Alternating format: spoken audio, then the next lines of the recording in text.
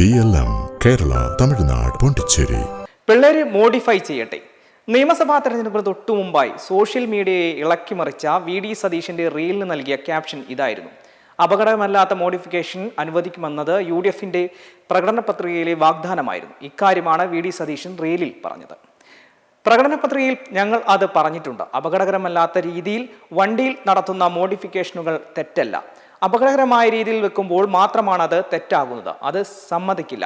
അല്ലാതെയുള്ള മോഡിഫിക്കേഷൻസ് നടത്തട്ടെ. ചെറുപ്പക്കാർക്കൊക്കെ അത് വലിയ ആഗ്രഹമല്ലേ?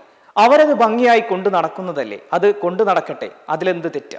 ഇതാണ് VD സതീശൻ എന്ന റീലിൽ പറഞ്ഞത്.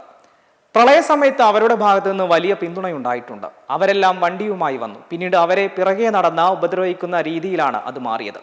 അതുകൊണ്ടാണ് UDF അത് ഗൗരവമായി ആലോചിച്ചത്. അദ്ദേഹം റീലിൽ തുടർന്നു. പോസ്റ്റ് ചെയ്ത 24 മണിക്കൂർ തികയും മുമ്പ് 50 ലക്ഷം പേരാണ് റീൽ കണ്ടത്.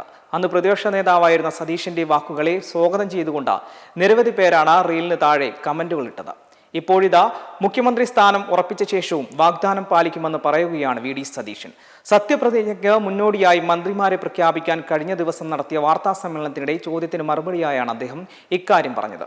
ഒട്ടേറെ രാഷ്ട്രീയ ചോദ്യങ്ങൾക്കിടെ അപ്രതീക്ഷിതമായാണ് മോഡിഫിക്കേഷനെ കുറിച്ച് ചോദ്യം ഉയർന്നത്. കുസൃതിച്ചിരിയോടെയായിരുന്നു VD സതീശന്റെ മറുപടി. പറഞ്ഞിട്ടുണ്ടെങ്കിൽ അത് നടപ്പാക്കുമെന്നും പറഞ്ഞതൊക്കെ നടത്താനാണ് തങ്ങളെല്ലാവരും വന്നിരിക്കുന്നതെന്നുമാണ് സതീശൻ പറഞ്ഞത്.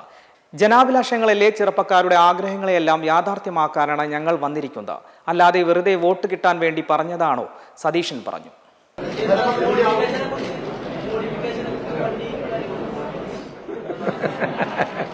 നമുക്ക് പറഞ്ഞിട്ടുണ്ടെങ്കിൽ അത് പറഞ്ഞിട്ടുണ്ടല്ലോ, അതൊക്കെ നടക്കുമല്ലോ. പറഞ്ഞതൊക്കെ നടത്താനല്ലേ നമ്മൾ വന്നിരിക്കുന്നത്, അല്ലേ? ഞങ്ങളെല്ലാവരും വന്നിരിക്കുന്നത് ജനാഭിലാഷങ്ങളെ യാഥാർത്ഥ്യമാക്കാനാണ്.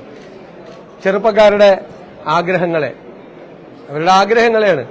അല്ലാതെ വെറുതെ വോട്ട് കിട്ടാൻ വേണ്ടി പറഞ്ഞതാണ്. പറഞ്ഞ വാക്കിന് വ്യവസ്ഥയിലേക്ക് പിന്നെ മെമ്പർമാരുടെ നിക്ഷേപങ്ങൾക്ക് ഉയർന്ന ലാഭവിഹിതം നൽകുന്ന കേന്ദ്ര സർക്കാർ സഹകരണ registered society Bharat Lajna multi state housing cooperative society limited.